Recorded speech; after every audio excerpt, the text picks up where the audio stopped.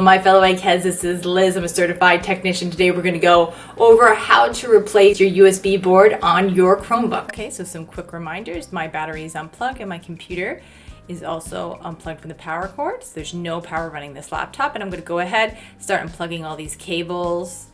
And then I got this little port right here, unplug that so that the board will be free to be removed. I'm trying not to handle or touch any of the components too much because the oils from your hands can be damaging to it. So right here, I'm going to go ahead and remove all these screws because you can see the hinge is holding down the USB board.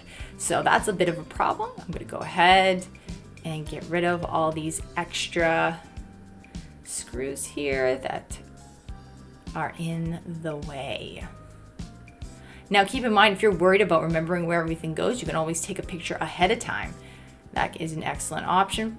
And I'm going to remove this cable right here.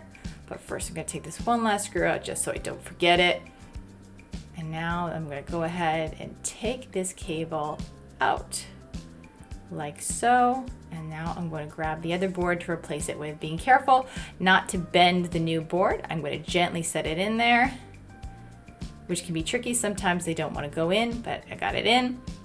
Now I'm going to go ahead and put that hinge back down, and I'm going to start putting the screws back where they were.